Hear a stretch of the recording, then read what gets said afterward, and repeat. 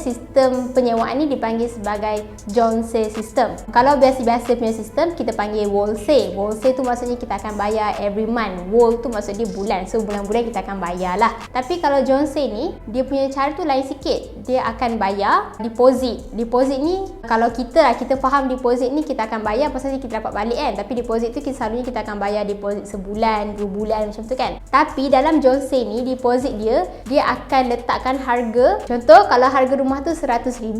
So dia punya Jonesay, amount yang dia kena bayar tu, deposit tu akan jadi 50% ke 80% harga rumah tu. So kalau rumah tu harga 100k, dia kena bayar dalam 70k untuk deposit rumah tu. Okay, so kalau kita dengar, kita macam banyaknya 70k bayar segedebok macam tu kan. Tapi tu sistem Jonesay diorang lah. Apa kebaikan sistem Jonesay ni? Kebaikan dia, bila kita bayar 70,000 segedebok macam tu dekat landlord kita akan duduk dekat rumah tu selama 2 tahun secara percuma. Tak adalah percuma sebab kita dah bayar tadi kan. So kita tak perlu lagi dah bayar bulan-bulan punya sewa. And apa yang best tentang Jonesay ni, bila kita dah habis agreement, kontrak dengan kita punya tuan rumah, selalunya Jonesay ni memang dia akan tetapkan 2 tahun je tau limit dia. So bila dah habis 2 tahun kontrak tu, kita akan dapat balik 70k bulat-bulat dekat kita balik yang kita dah bayar awal-awal tu. So sistem Jonesay ni dia macam win-win situation lah untuk tuan rumah dan juga tenant. Sebab apa? Sebab kebaikan untuk tuan rumah, bila tuan rumah tu dapat 70k segedebok macam tu, so dia boleh simpan 70k cash tu dalam account dia. Bila kan kalau kita simpan duit dalam bank akan, kalau amount kita dah banyak dalam bank tu, nanti bank akan bagi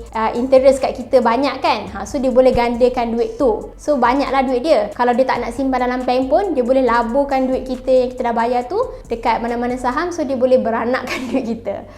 So tu kebaikan untuk tuan tanah lah. Okay, kebaikan untuk penyewa pula. Sebab contoh diorang dah bayar, lepas tu nanti kan dia ada 2 tahun. So 2 tahun tu diorang tak payah risau pasal nak bayar bulan-bulan. So instead of bayar bulan-bulan, diorang boleh kumpul duit diorang tu untuk pergi beli rumah baru. Sebab diorang tahu habis je kontrak tu, diorang akan dapat 70k balik dekat diorang, duit diorang asal tu kan. So kalau diorang nak beli rumah baru, dah cukup lah duit tu. Sebab diorang tinggal menabung sikit je lah lagi untuk dapat harga rumah yang diorang nak. Sebab kalau sistem Wolsey ni, kalau kat Korea dia lagi mahal tau. Sebab kita kena bayar sewa bulan-bulan. Bulan-bulan tu tak termasuk dengan maintenance, dengan kita punya bil api, bil air apa semua kan. Itu dah lain pula. So bila kita dah bayar sekali banyak macam tu, kita dah tak risau pasal maintenance apa semua lah. Tapi itu depend on orang tu punya kontrak macam mana lah. Sebab dah ada dalam kontrak, dia kata 2 tahun tu dah termasuk sekali dengan maintenance fees ke apa ke, ada yang kata tak. Tapi tu masing-masing lah. Okay, itu kebaikan Jonesay ni lah. Tapi dalam Jonesay ni pun ada keburukan dia jugalah. Keburukan dia yang paling